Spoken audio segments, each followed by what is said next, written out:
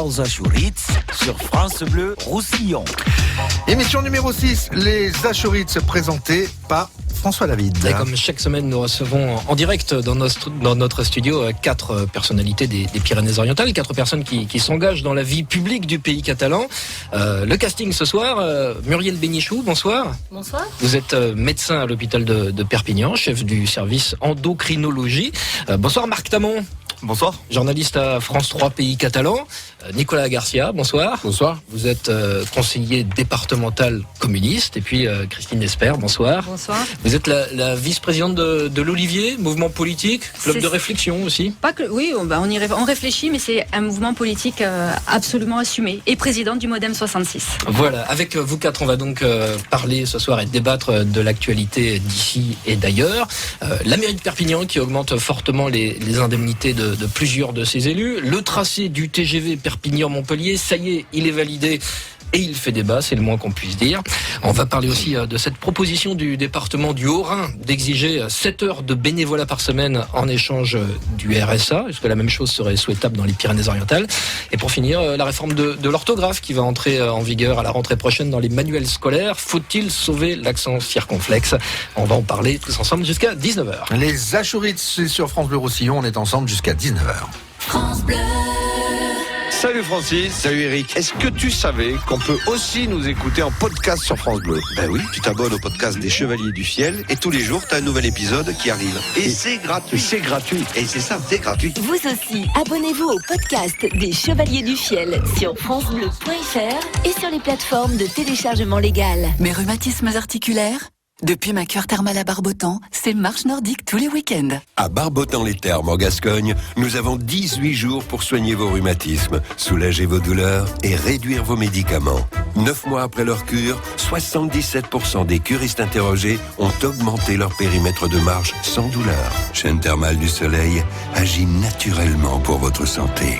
Interrogez votre médecin et appelez au 0800 32 32 32. 0800 32 32 32 ou chaînethermale.fr. Retrouvez des idées de sortie avec l'hebdomadaire La Semaine du Roussillon avec France Bleu Roussillon. Ça commence dès ce soir avec Un jour, une chance, un film de 2012. La Semaine du Roussillon, c'est chaque vendredi à 10h50 sur France Bleu Roussillon. Les Achuritz sur France Bleu Roussillon. Jusqu'à 19h avec un débat animé par François David et vos invités Muriel Bénichou, médecin à l'hôpital de Perpignan, chef du service endocrinologie, Marc Tamon, journaliste à France 3, Nicolas Garcia, conseiller départemental communiste et Christine Expert, vice-présidente de l'Olivier. Premier sujet, François, l'augmentation des indemnités pour les adjoints à la mairie de Perpignan à la demande du FN. Oui, c'est la polémique de la semaine à Perpignan, le conseil municipal qui s'est enflammé jeudi soir lorsque le maire UMP Jean-Marc Pujol a fait voter une augmentation très importante, ou en tout cas parfois très importante, des indemnités de 7 élus. L'opposition lui tire dessus à boulet rouge, opposition qui est uniquement constituée d'élus Front National. Muriel Bénichou, je commence par vous. Vous avez été candidate, il me semble, candidate malheureuse aux dernières municipales sur la liste de Jacques Cresta, le socialiste. Vous auriez voté quoi, vous, si vous aviez été présente à ce conseil municipal jeudi soir? Je pense que j'aurais voté contre quand même, mais cela dit, pour reparler de Louis Alliot, je me demande quelle aurait été sa position si des indemnités avaient été versées aux conseillers municipaux Front National. Est-ce que l'affaire aurait fait tant de bruit? Voilà, c'est la question que je me pose. Donc Louis Alliot, ce que vous sous-entendez, c'est que ce serait peut-être une vengeance de sa part parce qu'il cherche à négocier. Mais qu'il s'érige contre l'augmentation des indemnités dans le contexte actuel, moi je trouve que c'est tout à fait légitime. Mais après, pourquoi est-ce qu'il sort ça? On se rend compte finalement qu'il sort ça parce que il y a pas de, on verse pas d'indemnité à ses conseillers municipaux. C'est ce qu'il demandait. Il demandait que les conseillers municipaux d'opposition Front National 228 euros qui soient versés à ses conseillers municipaux. Marc Tamon, effectivement, c'est une tribune pour le Front National, mais c'est malvenu, mal vécu peut-être à la période actuelle. Mais je pense que Jean-Marc Pujol a voulu récompenser les adjoints les plus méritants. C'est ce qu'il a expliqué d'ailleurs dans votre reportage sur France 3 hier. C'est ce qu'il a expliqué.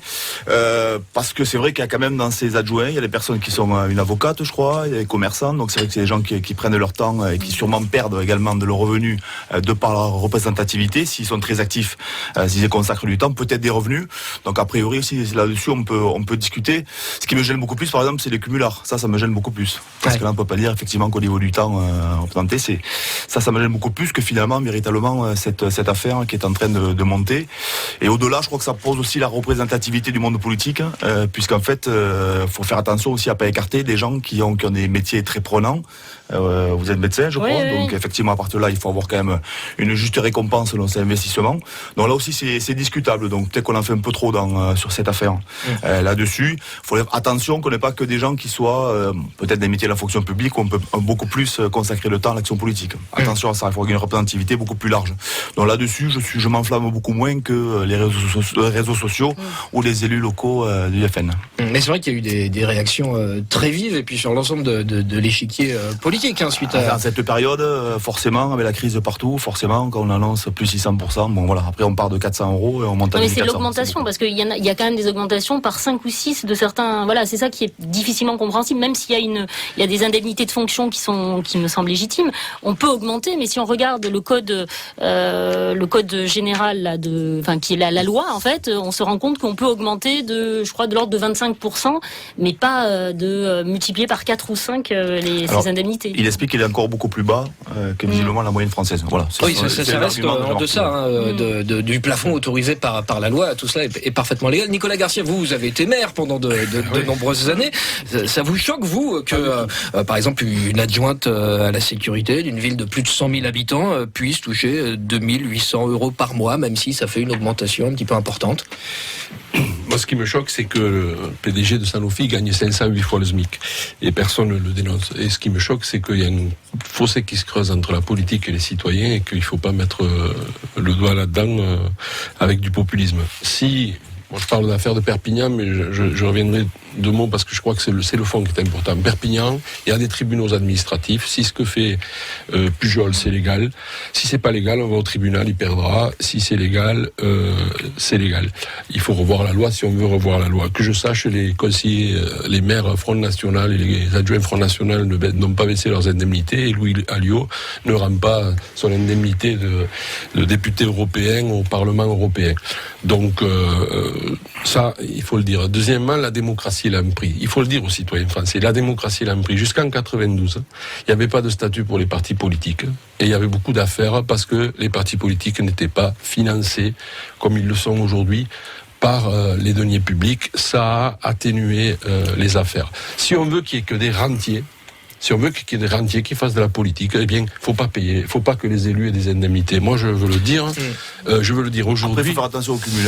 Oui, mais moi, sur le cumul, je suis clair. Moi, j'ai signé une charte contre le cumul, je pouvais être... Il y a également l'aglo aussi. Non, mais dans ce cas-là, je défends pas le Front National. Mais dans ce cas-là, pourquoi est-ce qu'un conseiller municipal du Front National n'a pas droit à ce moment-là à une indemnité? S'il a le droit, moi, je considère qu'à Perpignan, s'il a le droit... Non, mais est-ce que vous avez regardé le code? Oui, mais je connais le code des collectivités territoriales. Pour les villes de plus de 100 000 habitants... Il n'y a pas d'obligation. D'ailleurs, si Louis Alliot, qui est un avocat, savait qu'il y avait obligation, je pense que Pujol le ferait s'il y avait obligation. Donc, il n'y a pas obligation, ce qui est peut-être regrettable. Mais ce que je veux dire par là, et moi je suis contre le cumul des mandats, et je me le suis appliqué puisque je pouvais être conseiller régional et j'ai renoncé. D'accord, pour garder un mandat d'opposition à elle. Et je veux dire quand même aux gens que... Je prends des exemples précis. On vient de faire élire un conseiller régional qui était un salarié dans une entreprise du département privé. Ce conseiller régional gagne comme indemnité 1 700 € net par mois. 1 700. Il est obligé, parce que son mandat d'élu est incompatible avec la complexité de son métier, il est obligé de laisser son métier. Il a pris un an de congé sans solde. Il était dans ma liste, c'est le conseiller régional du PC aujourd'hui dans le département. Avec 1 700 €, il faut qu'il se débrouille. Voilà. Moi, je fais comme indemnité, comme conseiller départemental, je fais 1 566 €. J'ai ma fiche de paye à disposition.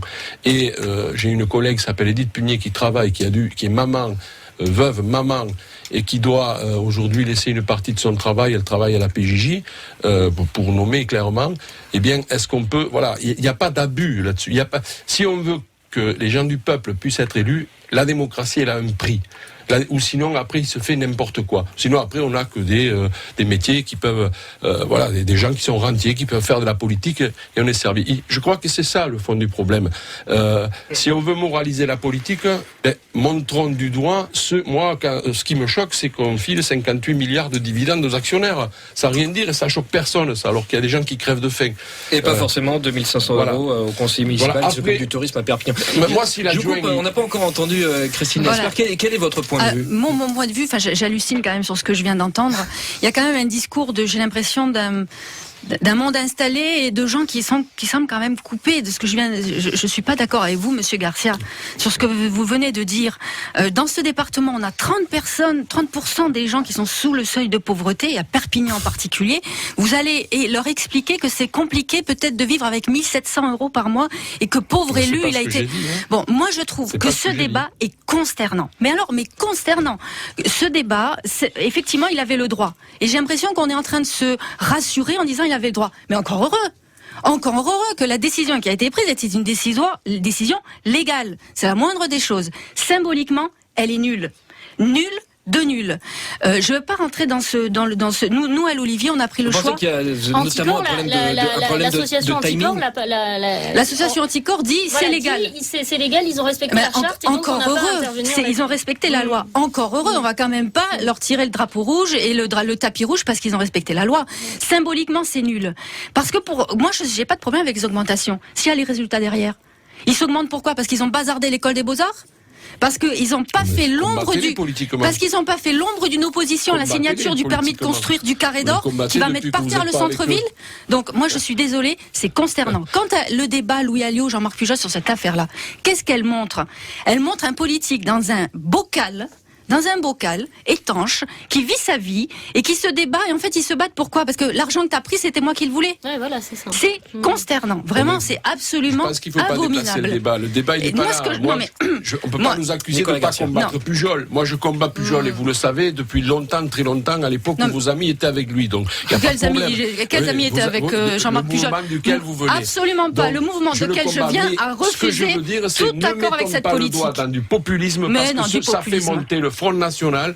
Aujourd'hui, les indemnités pour des gens qui sont élus, c'est légitime. Mais bien sûr, c'est légitime, mais se les augmenter, d'en parler tant qu'on vit, c'était peut-être pas légitime. Ça, d'accord, c'est l'affaire des Perpignanais de Pujol et de tous les citoyens de le juger, mais c'est pas de ça. Moi, je crois que c'est pas ça que ça soulève le problème. C'est pas propre à Perpignan. Le problème, c'est que on accrédite l'idée, on reviendra tout à l'heure, peut-être c'est le cas pour le RSA par ailleurs, on accrédite l'idée que les élus seraient tous des voyous, seraient tous mis dans le même sac. Et madame, vous faites de la politique, je me permets de vous dire que vous serez mis aussi dans le même sac. Or, comme je vous connais, vous militez, on a milité pour le train jaune ensemble, etc. Vous n'êtes pas, vous êtes une femme politique, je crois, qui est honnête, au moins de ce point de vue, même si on se combat sur les idées. Donc ne laissons pas à croire que tous les élus sont des pourris. Une indemnité, un maire. Mais est-ce que vous êtes d'accord quand même sur le fait que c'est peut-être malvenu dans le contexte où la plupart des collectivités territoriales réduisent leur train de vie? Absolument. Bien évidemment, mais je suis d'accord avec madame. Je pense que si jamais leurs petites affaires se seraient arrangées, si les conseillers municipaux Front National auraient touché 223 € ou 230 € auxquels pouvaient avoir droit avant les élus, eh bien peut-être on n'en aurait pas entendu parler. Je peux vous garantir que nous on l'aurait mis sur le devant de la scène. On n'aurait pas laissé passer le. Mesdames, messieurs, est-ce qu'on peut clore le débat en disant que sur le fond on est tous d'accord, sur la forme il y aurait peut-être des choses à dire? Non, je crois qu'il ne faut pas mélanger les trucs. Oui, enfin légalement on n'a rien à dire puisque c'est légal. Après c'est sûr effectivement le symbole. Moi je vois bien ce qui me gêne, c'est la représentativité du monde politique et que le monde politique soit pas réservé à certaines professions qui peuvent se permettre de se consacrer à la politique. Ça, donc, ça peut effectivement. Vous avez raison, voilà. et vous avez raison, mais il y a un vrai travail à faire sur le statut de l'élu qui n'est jamais fait. Exactement. Jamais fait. Et on ne peut pas justifier des décisions qui semblent injustes parce qu'un travail parlementaire n'a pas été fait. Voilà. Et bien là, tout le monde est d'accord. On va terminer ce premier sujet des Achourites et on passe tout de suite au second. Les Achourites sur France Bleu Roussillon. Avec autour de la table, débat mené par François David, je vous rappelle Muriel Bénichou, chef du service endocrinologie à l'hôpital de Perpignan, Marc Tamon, journaliste à France 3 Pays Catalan, Nicolas Garcia, conseiller départemental communiste, et Christine Esper, vice-présidente du mouvement L'Olivier. Alors justement, vous en parliez, Nicolas Garcia, vous avez fait référence au RSA, des heures de bénévolat contre le RSA, François. C'est présenté comme une première en France. Le département du Haut-Rhin souhaite que les bénéficiaires du RSA réalisent 7 heures de bénévolat par semaine pour toucher leur allocation. C'est ce qu'explique le président du conseil départemental, Eric Stroman. Les bénéficiaires devront carrément présenter tous les 3 mois une attestation prouvant qu'ils ont bien effectué ces heures de bénévolat, sinon on suspendra leur versement. Nicolas Garcia, vous êtes justement conseiller départemental. Est-ce que vous voteriez une telle mesure dans les Pyrénées-Orientales, en sachant que nous, en plus, on est les champions du RSA dans les Dites-nous oui. Moi, j'aurais honte de voter ça. Moi, j'aurais honte. Je serais scandalisé. Vous rendez compte de la somme mirobolante, 500 €. Ouais, on parle de 500 €. D'ailleurs, c'est dans le Haut-Rhin et le Bas-Rhin, c'est les Républicains qui dirigent. Je veux le dire parce que dans le département à côté, d'ailleurs le Haut-Rhin, on est en train de supprimer les aides au logement, les aides d'urgence au logement. Il faut aussi le dire. Mais je reviens sur. Moi, j'aurais honte de voter ça. On inverse la solidarité. C'est la nation qui doit être solidaire avec ces gens-là. C'est pas ces gens-là qui doivent être solidaires avec la nation. Quand on gagne 500 €, qui peut croire ici que on le fait volontairement, bénévolement, je dirais, on le fait avec plaisir. Voilà, on gagne 500 €, on est au RSA parce qu'on est content de l'être. Et en plus, alors la stigmatisation, pardon d'être long, mais je pense qu'il faut faire très attention parce que ça accrédite l'idée que les chômeurs, les gens qui perçoivent le RSA sont des gens coupables, responsables de quelque chose. En quelque sorte, ils porteraient mal dessus, qui ferait qu'ils sont des feignants à vie ou des.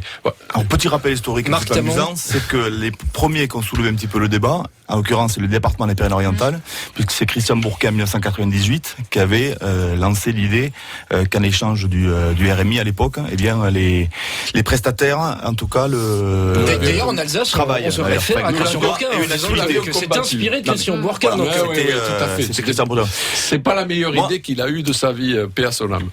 Alors moi là-dessus, ce qui m'embête un petit peu, c'est qu'on appose de suite le fait de le recevoir. Voilà. C'est-à-dire qu'on n'a pas le droit d'y toucher, de suite stigmatisation, on n'a pas le droit de rien dire. Marc Tamon, vous qui êtes journaliste, vous connaissez l'importance des mots en matière de communication politique. Le mot bénévolat, en sachant que ce serait un travail qui serait obligatoire, est-ce que quelque part un bénévolat peut être obligatoire? Je ne sais pas quel mot il faut employer. Certainement pas celui de bénévolat en tout cas. Peut-être. Oui. Mais en tout cas, c'est galvaudé complètement ce mot. On peut avoir le droit d'avoir un débat là-dessus. Voilà. On peut poser le débat effectivement là-dessus parce que je suis pas certain. Non mais les mots sont importants, moi je crois, parce que déjà. Non mais c'est important les mots parce que les mots, le bénévolat, on fait les choses de bonne grâce. Là par définition, c'est un travail qu'on impose. Donc c'est pas déjà le terme bénévolat est complètement galvaudé. Peut-être travail d'intérêt général. On peut dire l'arbinat peut-être, mais pas bénévolat en tout cas. Voilà. Il demande, en tout cas, en l'occurrence effectivement, il demande de souscrire à une association bénévole. Mais effectivement, je crois qu'on peut quand même effectivement se poser la question. Je suis pas certain qu'on rende totalement service aux gens comme ça. Il y a tellement de gens en France aujourd'hui, très malheureusement, surtout dans ce département, qui sont complètement de côté, j'allais dire. Et aujourd'hui, quelque part, une action bénévole dans une association, peut-être 6-7 heures, peut-être qu'au départ ça leur plairait pas. Ensuite, peut-être qu'ils se sentiraient utiles, ils se réapproprieraient un petit peu le sentiment d'être citoyen. Je sais pas si c'est si mal que ça. Je me demande, je pense que malheureusement, ils n'ont pas accès au travail, parce que pour moi, le travail est une hygiène. Et peut-être, c'est pas ça qui leur mettra le pied à l'étrier pour trouver un boulot. Non, pas se leurrer là-dessus. Là-dessus, je suis d'accord. Mais en revanche, c'est peut-être l'occasion justement de pas se décrocher, de pas décrocher du monde social. Alors moi, je trouve que c'est vraiment un sujet qui mérite réflexion, et moi, je trouve que c'est plutôt bien d'avoir une réflexion dans ce sens. À l'Olivier, pendant les départementales, on avait proposé quelque chose qui ressemblait à ça. Je trouve que c'est bien. Pourquoi? Parce que le RSA, au-delà du drame économique que ça représente dans une famille, il y a aussi le drame humain du décrochage social. L'impression de plus appartenir à la société, puisqu'on travaille pas, puisqu'on n'a plus la sensation d'appartenir à un groupe. Le fait de proposer... Alors c'est vrai, je suis d'accord avec madame, il y a peut-être un sujet sur le mot bénévolat. Parce que qui va entourer, ça va poser un problème logistique. Qui va entourer ces personnes? Je suis d'accord, non mais il faut... Ni compétentes, ni non mais il faut... Ça ne peut pas se faire comme ça d'un claquement de doigts, mais il y a un vrai sujet quand même là-dessus. Non, ça, je suis d'accord. Parce que le drame du RSA, au-delà, je dis, du drame économique, il y a un vrai drame humain de ces gens qui ne se sentent plus utiles. Et je vous garantis que l'estime de soi, dans cette période de décrochage économique, de décrochage humain, est extrêmement important. Moi, je suis d'accord. Il y a un maire aujourd'hui qui a proposé le volontariat. Absolument. Mais c'est le contraire c'est le contraire de ce qui est proposé. Dans la Somme, c'est intéressant. Parce que là, c'est vraiment, c'est une contradiction. Le bénévolat obligatoire, ça va, c'est contre le principe même du bénévolat. Non, mais il y a peut-être un sujet sur le mot, mais. En tout cas, c'est une histoire de sémantique, Nicolas Garcia. Non, d'abord, j'étais à dire oui, bien sûr, il y a le débat. Moi, je m'inscris dans le débat, mais dans le débat, c'est pas forcément être d'accord. Moi, je suis pas d'accord avec ça parce que je pense que d'abord on stigmatise. Mais non, on accrédite l'idée que les chômeurs ou les RSA pourraient se complaire dans cette situation. Mais pas du tout, c'est pas le sujet. Moi, je crois que oui. Et je pense qu'il y a d'autres propositions progressistes. Le décrochage. Vous vous rendez compte, quelqu'un qui gagne 500 € ou moins, dans quel état il est pour aller aider quelqu'un d'autre? Quand on a la notion de bénévolat, la notion, c'est déjà dans une association, et les 3/4 des associations, c'est des gens qui se mettent à la disposition d'autres personnes. Quand t'es toi-même très mal, je vois pas comment tu peux aller aider les autres. Mais si on veut des propositions progressistes, moi, comme responsable politique, j'emporte. Par exemple, nous sommes pour une sécurité, emploi et formation, c'est-à-dire qui serait une sécurité sociale du travail, qui voudrait dire que toute la vie, un être humain pourrait se retrouver dans une situation soit de travail, soit de transition entre deux postes en formation, mais jamais laissé sur le bord du chemin. Utiliser l'argent des ACDIC, etc. pour financer cette même aujourd'hui, le volet insertion, il marche pas. Ça, c'est une solution. Aujourd'hui, Nicolas Garcia, le volet insertion ne marche pas du tout. Non, mais parce que le volet insertion n'est pas pris ça fait 30 ans qu'il marche pas en plus. C'est-à-dire, on n'est pas dans cette notion. Est-ce qu'il n'y a pas un problème de sécurité, de toute façon, de compétences? Tout à fait, parce que de toute façon, c'est sans doute illégal. Non, mais tout à fait, parce que le conseil départemental, effectivement, il verse une partie du RSA, mais il n'est pas du tout compétent pour déterminer les modalités d'attribution. Donc, de toute façon, c'est illégal. C'est une loi nationale, donc c'est possible qu'une région l'applique. Eric Stroman, là, il monte au créneau en disant qu'il va poser, ça c'est très à la mode, la question prioritaire de constitutionnalité, voilà. Mais ça vous paraîtrait une bonne idée de donner la possibilité au département d'avoir un petit peu plus de marge de manœuvre dans la et moi, je suis pas si sûre que ça, parce que ça pose le problème de l'égalité, c'est-à-dire que ça veut dire que certains vont devoir avoir une contrepartie, donc le bénévolat pour certains dans le Haut-Rhin, et puis dans le Languedoc-Roussillon, par exemple, mais madame, vous avez vu dans quel état est le département? 1/5 du budget du conseil départemental est consacré au paiement du RSA. On ne parle pas de la Pyrénées-Orientales, on parle du Haut-Rhin. Mais moi je vous parle de la situation du Pyrénées-Orientales. On est le premier département de France en termes d'allocataires. Est-ce que vous croyez pas qu'on a une exigence quand même d'expérimentation et peut-être Madame Bénichou, laissez-moi terminer. Est-ce que ces gens ne prendront pas la place de gens qui aujourd'hui ont des emplois dans les associations? C'est vous qui stigmatisez. C'est vous qui stigmatisez. C'est parce que vous stigmatisez parce que vous estimez qu'ils sont plus faibles. Moi, je suis au contact régulièrement d'allocataires du RSA. Je peux vous dire qu'ils ont une faiblesse économique. Mais souvent, humainement, ils ont une solidité que peut-être il n'y en a pas beaucoup autour de cette table qui ont. Et je peux vous dire que leur permettre de faire des heures de bénévolat, de montrer de quoi ils sont capables, d'avoir une petite lumière dans les yeux le soir quand ils vont rentrer à la maison pour dire à leurs enfants, tu sais, j'ai aidé à l'école, j'ai aidé dans le village, j'ai participé à... Vous croyez pas qu'humainement ça a du sens? Il va avoir une étiquette, est-ce que vous croyez qu'on peut... Mais monsieur Garcia... Nicolas Garcia, on a compris qu'avec Christine Espert, vous n'étiez pas d'accord. Non, mais est-ce que vous croyez qu'on peut dépenser 100 millions d'euros rapidement, un dernier mot. Ça n'a rien de nouveau, parce que le RSA activité, on le connaît. C'est pas nouveau. C'est Laurent Wauquiez qui ça marche bien, le RSA activité. Pas toutes et tous en même temps. Je dis pas que ça marche mal. Je dis pas que ça marche mal, mais à ce moment-là, c'est pas une décision locale. Voilà, c'est une décision nationale. verbalement. Voilà. Alors, attendez, je vais vous rappeler une règle. Si on parle tous en même temps, les auditeurs de l'autre côté du poste, ils comprennent rien. Donc, il vaut mieux que ça soit tous à tour de rôle. Le mot de la fin. Allez, chacun, vous avez 3 secondes pour clore sur le sujet. Nicolas Garcia. C'est pour dire simplement que la majorité des départements de France ont demandé à ce que l'État reprenne le RSA en charge parce que il est trop à la charge des départements. Marc Tamon. Moi, ce qui m'embête, c'est qu'on ne puisse pas en parler parce qu'on dit stigmatisation dessus, on ne peut pas en parler. Au contraire, ces gens-là, il faut les aider et ça peut être une solution pour les aider. Muriel Bénichou. Non, moi j'ai dit ce que j'avais à dire. Merci, Christine. Moi, je crois qu'il faut, comme le dit Monsieur Tamon, il faut pouvoir expérimenter, il faut pouvoir ouvrir le débat, il faut être exigeant et l'exigence n'a rien de stigmatisant. Les Achourites, émission numéro 6, c'est sur France Bleu Roussillon, on est ensemble jusqu'à 19h, il est 18h30. Les Achourites sur France Bleu Roussillon.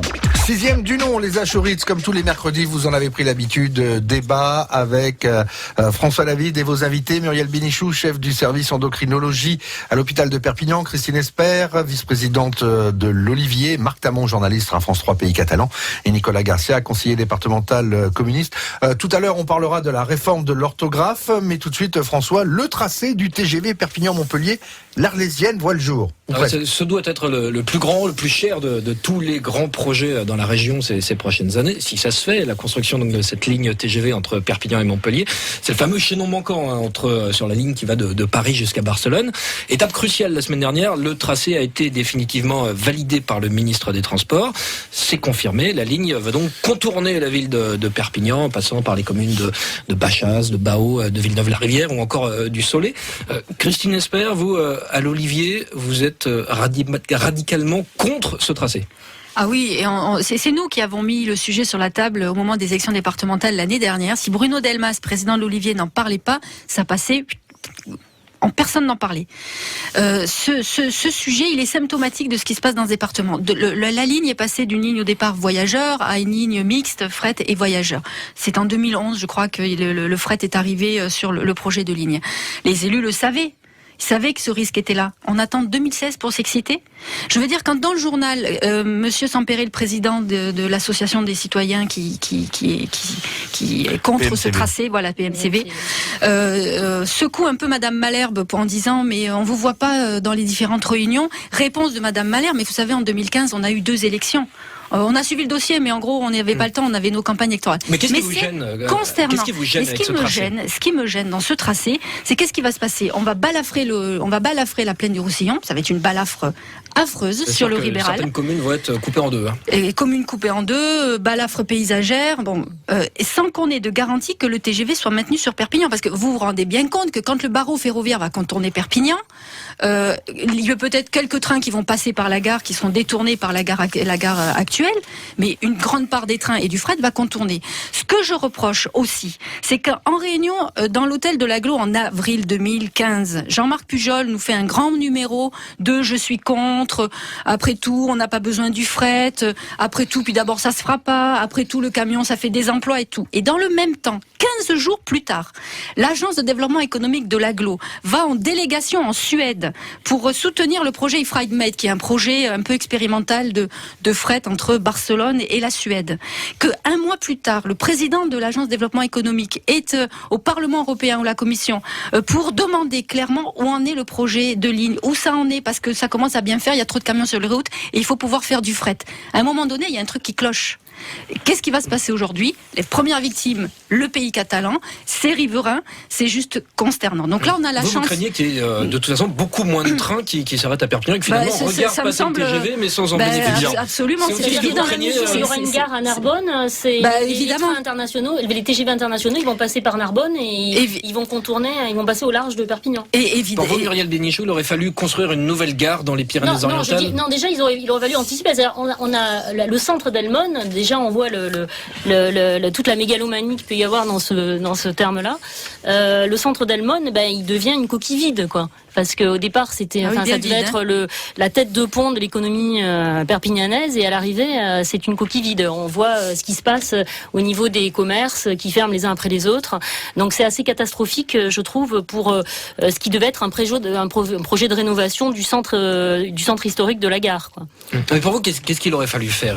Parce que cette ligne ligne, tout le monde l'attend, le TGV, moi je pense qu'il y a deux niveaux. Au niveau du Languedoc-Roussillon, c'est une assez bonne nouvelle, c'est une étape assez essentielle, parce que finalement, on aurait pu craindre avec la fusion du Languedoc-Roussillon et du Midi-Pyrénées, on aurait pu penser que les lignes Bordeaux, Bordeaux-Toulouse, je crois, et Bordeaux-Dax allaient passer en priorité, et donc on pouvait craindre pour la validation de cette ligne. Donc au niveau du Languedoc-Roussillon, ça me semble être une assez bonne nouvelle.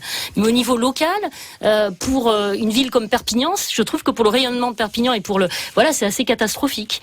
Moi, le fait que ça contourne en fait Perpignan, alors il va y avoir un raccordement par Rivesaltes, mais on se dit que c'est probablement uniquement les TGV locaux qui vont passer par. Mais si on prend les villes de même taille, le TGV contourne Aix-en-Provence, le TGV contourne Valence, des nuisances à la fois auditives, des nuisances visuelles de tous ces des villages alentours là qui vont finalement voir passer le train effectivement avec tous les inconvénients mais sans les avantages. Sauf qu'il y a le Gare à Valence, il y a le Gare à Aix-en-Provence, mais nous le train il faudra qu'on aille le prendre soit à Figueres soit à Narbonne. C'est-à-dire que c'est la plus grande catastrophe, la plus mauvaise nouvelle qu'on ait entendue du département déjà depuis longtemps.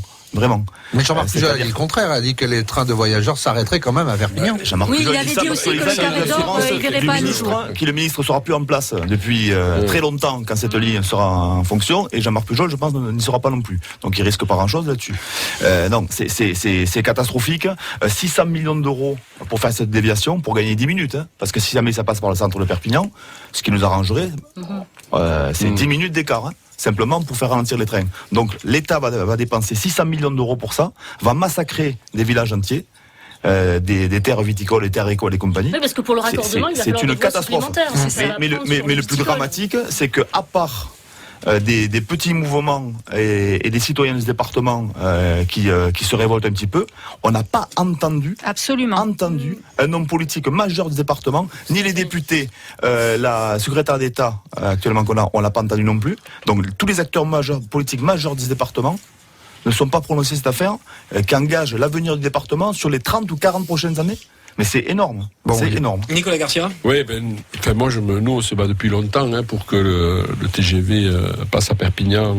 Et d'ailleurs, c'est symptomatique quand vous l'avez présenté. Déjà, il faudrait changer de langage parce que vous dites c'est le maillon qui manque entre Barcelone et Paris, je crois que vous avez dit. Moi, je dis c'est déjà le maillon qui manque entre Perpignan et Paris parce que c'est un scandale. Et on est tous mouillés là-dedans. Le MODEM. Vous êtes président du MODEM. Le PC parce que Guesso est passé aussi par là. Il n'y a pas un gouvernement, depuis des lustres et des lustres, qui a pensé à faire ce Le MODEM n'a jamais eu de ministre du Transport. Non, mais vous étiez je précise. Ne soyons pas. Il ne faut pas faire de la politique politicienne là-dessus. Je précise. La précision est importante. Tous les gouvernements qui sont passés ont plus ou moins délaisser ce tronçon. Voilà, ça il faut le dire. Et aujourd'hui, je crois que moi je partage ce qui a été dit, pour gagner 10 minutes, mais c'est vrai ici et c'est vrai ailleurs. Mais qu'est-ce que c'est que cette histoire ? Pour gagner 10 minutes... Ça va coûter 600 millions d'euros. Voilà, ça va coûter 600 millions. Pour aller plus vite d'Amsterdam ou de Munich ou de je ne sais pas où, à Barcelone ou à Séville. Non, je crois qu'aujourd'hui, il faut se mobiliser, si on peut encore le faire, en faisant très attention qu'on ne perde pas 25 ans de plus, quoi, parce que sinon... c'est mon arrière-petit-fils qui pourra aller en 4 heures à Perpignan. Mais au final, toutes les villes pourraient dire la même chose. Narbonne pourrait dire, nous, c'est 10 minutes aussi pour passer en centre-ville. Et Béziers dire, nous, c'est 10 minutes. Mais Narbonne, c'est complètement différent parce qu'ils vont construire une gare. Bien sûr. Mais vous savez, le problème se pose à Agen. C'est le principe d'un TGV, c'est de passer en race. Dans la ligne Bordeaux-Toulouse, le principe d'un TGV, c'est que si vous devez aller, Onesta, avec qui j'étais aux élections, a fait la démonstration. Si vous gagnez 10 minutes pour aller de Bordeaux à Toulouse, mais que les gens d'Agen doivent perdre 25 minutes pour aller prendre le TGV, en fait, comme on dit chez nous, bénéfice net, 15 minutes de perdre. Donc, voilà. Parfois, on se demande où c'est que veulent aller les gens qui pensent ce genre de choses. Moi, je pense qu'aujourd'hui, c'est vrai qu'il y a la vitesse, c'est vrai que c'est bien d'être à 3 heures de Perpignan, etc., de Paris, mais, ou de gagner 1 heure pour aller à Paris, mais ne faisons pas n'importe quoi. Qu'est-ce que ça veut dire qu'aujourd'hui, il n'y a pas de TGV qui rentre, il y a une gare, peu importe, elle est là. Il reste 2 minutes. Alors, vous êtes tous d'accord autour de la table.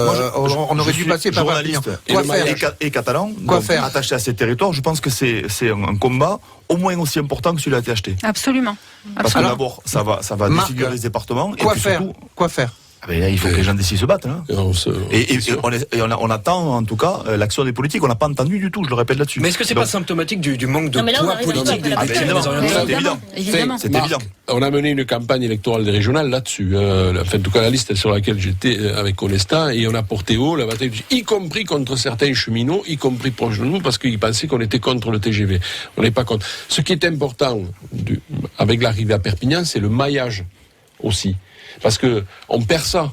On perd le maillage. C'est-à-dire qu'on peut pas prendre nos lignes sont en difficulté, nos lignes, secondaires, si on peut appeler ça comme ça, sont en difficulté. Avec ça, on finit de les tuer. Le maillage est important. Le tout TGV, c'est pas une réponse ici. Quand on a fait le tout tourisme, on a contribué à tuer le département. On va faire le tout ski, on continue. Et si on fait le tout TGV, on continue à le tuer. Le TGV, c'est surtout un instrument économique et qui pourrait nous relier à la fois au sud, à Barcelone, si jamais le TGV passait par ici, et également au nord, à Montpellier, à Paris, à Toulouse. Et là, ça veut dire qu'on sera complètement oublié. Donc ça a un impact énorme. Il reste une minute pour conclure, Christine Espert. Il y a quand même, à mon avis, juste 2 points sur ce sujet. Le premier point, c'est qu'il y a quand même une vraie réflexion qui aurait dû être engagée depuis 5 ans, mais une véritable réflexion sur le transport fret. Et la marchandise arrive sur le port de Barcelone. Elle est envoyée sur le nord de l'Europe. Une partie va passer chez nous. Comment elle passe ? Pourquoi on n'a pas anticipé ? Quelles sont les stratégies économiques autour de ça ? On n'a réfléchi à rien là-dessus. Deuxième point, on fait le bilan que tout ça c'est nul, c'est zéro, on est sur une décision la pire. Moi, j'appelle vraiment à un rassemblement. Je ne suis pas d'accord sur bien des points avec Monsieur Garcia, mais sur le train jaune. Manifester avec lui. Absolument, on l'a déjà fait sur le train jaune, et je referai avec tous ceux qui défendent cette idée que ce tracé-là n'est pas acceptable en l'état. Muriel Bénichou, s'il faut descendre dans la rue, vous irez ? Je pense, oui. Vous êtes tous d'accord ? Il a fallu attendre le 3e sujet. Dans un instant, j'espère que vous n'avez pas oublié votre accent circonflexe. Parlons peu, parlons pro avec Juliette, conseillère pro Groupama et Cerise. Alors Juliette, qu'est-ce que les pros attendent de vous ? L'efficacité, je pense. Et si je peux l'être, c'est parce que chez Groupama, les décisions sont prises au niveau local. Et concrètement, comment ça se traduit ? Eh bien, par exemple, un sinistre exceptionnel, une demande d'extension de garantie, j'ai le pouvoir de débloquer localement de nombreuses situations. Ah ça, c'est précieux. Être conseiller pro chez Groupama, c'est être un acteur de la vie locale, comme nos clients. Prenez rendez-vous avec le conseiller pro le plus proche sur groupamapro.fr. 100% avec les pros. Voir modalité en agence. Cette semaine, dans la grande cargolade de la Saint-Valentin, gagnez un collier en or avec son pendentif grenat en forme de cœur et un week-end romantique à Collioure. Samedi, visite guidée du chemin du fauvisme. Repas du soir offert par la ville de Collioure. Nuit à l'hôtel Casa Pairal avec petit déjeuner dans la chambre du crime du téléfilm Meurtre à Collioure. Et dimanche, repas en amoureux au restaurant chez Simone sur le quai de Collioure face à la mer. Pour gagner ce magnifique collier et son pendentif en grenat de Perpignan et un week-end romantique à Collioure, jouez à la grande cargolade de la Saint-Valentin à 11h sur France Bleu Roussillon. Les Achourites sur France Bleu Roussillon. C'est votre rendez-vous du mercredi entre 18h et 19h, 6e émission des Achourites avec autour de la table la chef du service endocrinologie de l'hôpital de Perpignan, Muriel Bénichou, Christine Espert, vice-présidente de l'Olivier, Marc Tamon, journaliste à France 3 Pays Catalan et Nicolas Garcia, conseiller départemental communiste. Dernier thème abordé, François David, la réforme de l'orthographe. Vous écrivez Nénuphar comment, vous ? PH pour l'instant, mais... Pour l'instant. Attention. Ça pourrait changer. En tout cas, on va continuer de s'occuper de nos oignons, de nos oignons, c'est comme vous préférez. La réforme de l'orthographe qui poursuit donc son petit bonhomme de chemin, 26 ans quand même après avoir été actée par l'Académie française. Elle va donc s'appliquer dans tous les manuels scolaires à la rentrée prochaine. Un petit peu plus de 2000 mots ont été simplifiés. Cette réforme qui reste facultative, finalement, il n'y a pas grand-chose de neuf. Et pourtant, les réseaux sociaux se sont enflammés cette semaine. Vous comprenez cet emballement qu'il y a eu sur les réseaux sociaux, Marc Tamon ? C'est assez sensible à ce niveau actuellement, parce que moi, ce qui m'embête un petit peu, c'est que j'ai le sentiment qu'on tire un petit peu toujours vers là-bas. Voilà, et ça m'embête un petit peu.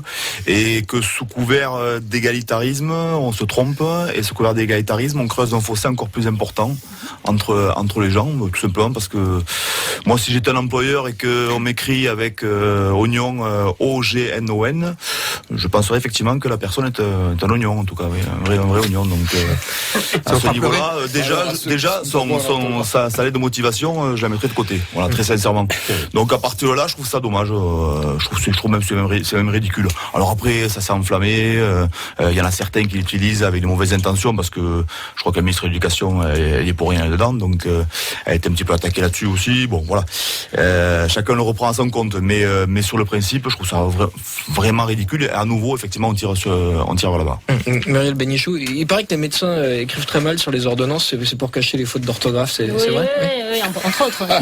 Non, moi je crois que c'est vraiment une tempête dans un verre d'eau, quoi, cette histoire, parce que comme vous le disiez très bien, c'est une réforme. Moi, je crois que le mot est très fort. Hein, c'est pas une réforme à proprement parler. Hein, c'est des modifications, quelques modifications au niveau lexical. Donc c'est pas une modification des règles syntaxiques. Donc on peut pas parler de réforme de l'orthographe. Et comme vous disiez, c'est vieux de 26 ans. Alors pourquoi c'est venu là? C'est parce que les éditeurs ont décidé d'appliquer cette orthographe révisée dans les manuels scolaires. Ce qui fait que les enseignants vont devoir le prendre un petit peu plus en compte. Ça n'a rien à voir, par exemple, avec la réforme des collèges. Et ça a été encore, la droite a instrumentalisé ça en disant c'est encore, cette réforme de l'orthographe, elle rentre dans le cadre de la réforme des collèges, ce qui est complètement débile puisque dans le primaire, évidemment, ça va s'appliquer aussi dans les manuels scolaires de primaire. Ça vous embête, vous, Nicolas Garçac, qu'on simplifie la langue française, tout en laissant la possibilité à ceux qui le veulent de continuer à écrire comme avant, mais en tout cas de simplifier quelques mots, de les toiletter comme ça? En venant, j'avais envie de dire comme Dormesson, tant qu'il y aura des gens qui crèvent de faim ou qui se noient en traversant la mer, je ne veux pas entendre parler des accents circonflexes. Oui, mais il y a visiblement quelque chose de... Jean Dormesson, entre parenthèses, Jean Dormesson, il a été d'une mauvaise foi manifeste. Parce que quand il a attaqué justement... Je ne le fais pas, je ne le reprends pas. Non, mais simplement, je veux dire, je pense que on tire vers le bas. C'est vrai. Moi qui ai tellement fait d'efforts pour écrire à peu près bien le français, j'ai pris des cours et tout, c'était mon problème, l'orthographe, et maintenant on me dit que je peux... Non, je crois qu'il y avait autre chose à faire, qu'il fallait la laisser au tiroir, cette réforme, 26 ans, parce qu'il y a deux problèmes. D'abord, ça tire vers le bas. Je crois que la langue française, c'est une belle langue, elle a des défauts, c'est vrai, pourquoi pas. C'est pas pareil d'écrire un nénuphar avec un F, avec un PH, alors que jeune avec un flex ou pas, ça change le sens. Est-ce que c'est pas le principe même d'une langue vivante, je veux dire, d'évoluer, de changer l'évolution, elle est intéressante. L'évolution, elle existe depuis le XVIIe siècle. La langue française, elle se modifie. Mais je crois que l'évolution est intéressante si ça part d'une étymologie, si véritablement dans le langage courant. On parlait de nénuphar, justement, l'étymologie grecque présumée, en fait, c'est une étymologie persane. Donc finalement, c'est pas grec, c'est persan. Je veux terminer parce que je crois que l'évolution d'une langue, je suis d'accord, effectivement. Il y a pas l'évolution, c'est pas un courant. Si l'évolution, c'est parce que si l'évolution se fait parce qu'on a à cause d'un certain nombre de défauts de l'éducation nationale, entre autres, ou parce que les moyens techniques modernes, etc., font que l'orthographe se perd et qu'on écrit phonétiquement, ça c'est un danger. Ça c'est un danger, ça c'est pas une évolution. Et la deuxième des choses, ça contribue pas à réconcilier les Français avec la politique. Quand on applique 26 ans après un truc qu'on a voté, ça fait... je suis désolé, ça fait pas sérieux. Les gens disent ils ont pas autre chose à foutre que ça. Ils noient le poisson. Ça n'a rien à voir avec l'éducation nationale, c'est les éditeurs qui sont des sociétés privées. C'est les éditeurs qui ont décidé. Mais le fait qu'il ressorte les tiroirs, loi qui a 26 ans ne soit pas appliquée, ce sont les politiques qui appliquent les lois. Nicolas Garcia, Muriel Bénichou, Marc Tamon, on n'a pas entendu encore Christine Espert. Ce qui est peut-être plus gênant, Christine Espert, c'est quand l'absence d'accent circonflexe peut changer complètement le sens de la phrase à ce moment-là. Oui, mais là, ça a été dit, ça tire vers le bas, c'est la médiocratie. Je suis désolée, la ministre de l'Éducation aurait dû regarder quel dispositif elle pouvait mettre en place pour que cette réforme ne s'applique pas. C'était Xavier Darcos qui était si on doit répéter les bêtises des uns et des autres à la suite des gouvernements qui se succèdent, c'est consternant. C'est une erreur. Ça va tirer vers le bas et ça va continuer à fracturer entre... Laissez-moi terminer. Mais c'est le conseil des programmes, c'est pas l'éducation nationale, je répète. Et le conseil des programmes, c'est un organisme indépendant. Si la ministre de l'Éducation n'est pas capable de faire modifier ce genre d'ânerie, alors excusez-moi, il vaut mieux qu'elle aille faire autre chose. Annerie, il faut accent circonflexe. Absolument. Ce que je veux dire, c'est que c'est consternant. C'est la médiocratie au pouvoir. C'est la même chose que la suppression du latin et du grec. Je suis désolée. À un moment donné, et ce que je veux dire quand même, tout ça, c'est effectivement une tempête dans un verre d'eau consternante, mais c'est reste une tempête dans un verre d'eau qui ne réglera en rien le drame de l'école aujourd'hui. Aujourd'hui, on a des gamins qui sortent de CM2 sans savoir lire, sans savoir écrire. Et à ce sujet-là, on ne fait rien du tout. 2,5 millions de personnes illettrées en France. 13% de jeunes qui sont non diplômés dans le département. Mais vous savez, ça concerne de cette réforme, cette dite réforme. Mais c'est même pas de la simplification. C'est même pas de la simplification.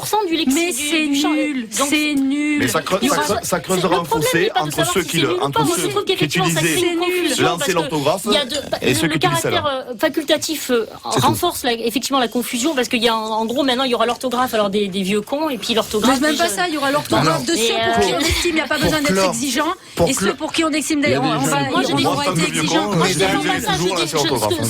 Ce qui me révolte, c'est de voir à quel point c'est monté, voilà, en mayonnaise pour rien, quoi, en fait. Je crois qu'il ne faut pas l'exploiter politiquement. Mesdames, messieurs, on va terminer ce 4e sujet sur la réforme de l'orthographe, parce que dans un instant, vous le savez, vous aurez 1 minute chacune et chacun pour donner vos coups de cœur et vos coups de gueule, ou que des coups de gueule, ou que des coups de cœur, vous aurez le choix. Et on termine ce débat sur la réforme de l'orthographe par LOL, MDR. France Bleu. France 2. Ce soir, c'est le retour de Fais pas ci, fais pas ça. Oh, regardez, une morille. Nouvelle saison, nouveau projet pour les lepics et les boulets. J'ai un projet de monter un resto sur une péniche. Une péniche, ça tangue. Payer 30 € pour tout vomir, c'est dommage. Les 2 premiers épisodes inédits de Fais pas ci, fais pas ça, c'est ce soir à 20h55 sur France 2. Les Achourites sur France Bleu Roussillon. Et François David, on arrive à la fin de cette 6e émission des Achourites avec Muriel Bénichou, Marc Tamon, Nicolas Garcia et Christine Espert. Et on passe au coup de cœur ou au coup de gueule. Voilà, on commence avec vous, Muriel Bénichou. Un coup de gueule, un coup de cœur ou les deux. Allez, vous passez votre tour. Non, pardon, Christine Espert. Excusez-moi.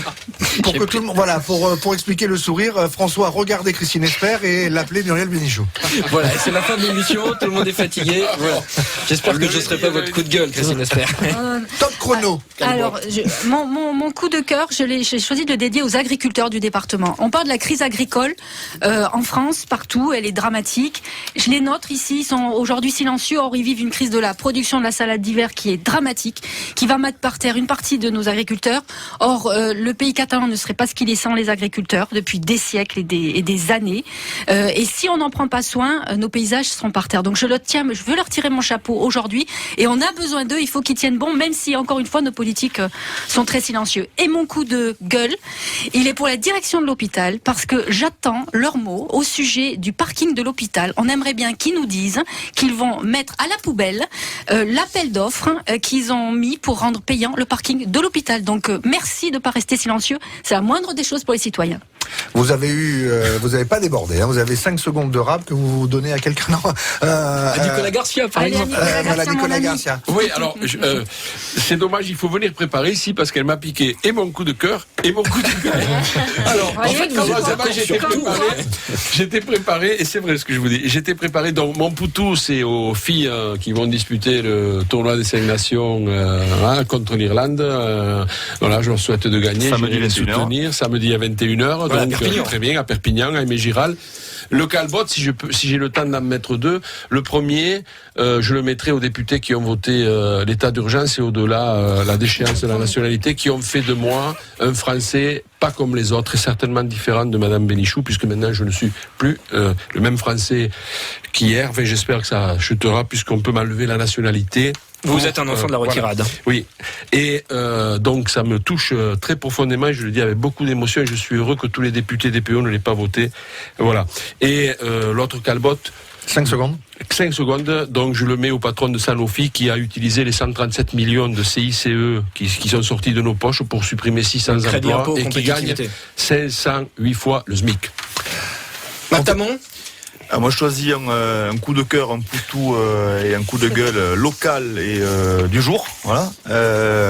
le poutou local, c'est que j'ai appris aujourd'hui qu'il y avait 500 étudiants qui allaient revenir en centre-ville. C'est première pierre le 9 mars. Je trouve que c'est une bonne chose qu'on retrouve un peu de jeunesse dans le centre-ville auquel je suis très attaché.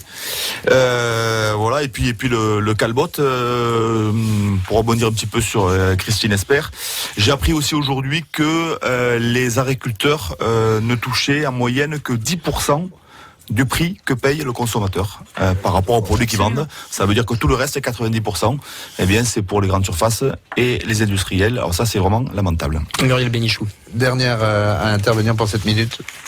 Bon, il m'a pris mon coup de cœur, donc je vais dire simplement mon coup de gueule. C'est pour la constitutionnalisation de l'état d'urgence qui s'est fait. Non, c'est pas tellement ça qui me choque, mais c'est surtout le fait que ce soit fait dans un hémicycle vide, ce qui montre un petit peu ce que peut représenter la démocratie aujourd'hui. 25% de députés présents. Et plus de 3 quarts. 3 quarts absents, dont 100% de députés catalans absents. Et les 4 n'étaient pas là. Muriel, 2 mots sur le parking. Je me demandais pourquoi. Là, vous me mettez en difficulté. Non, moi je pense que le parking, c'est la version officielle, c'est qu'effectivement il faut, ce qui est quand même une réalité, c'est qu'il y a un problème sur le parking, c'est-à-dire il y a quand même des voitures ventouses, et ça c'est une réalité parce qu'on le voit, tous les jours. Et c'est compliqué pour le personnel donc aussi. C'est compliqué. Maintenant, c'est vrai qu'on est un service ça va contre la mission de service public de l'hôpital. C'est donc la gratuité des soins et donc du parking me semble importante. Merci d'avoir participé à cette 6e des Achoritz. Muriel Bénichou, Marc Tamon, Nicolas Garcia, Christine Esper, un débat animé par François David.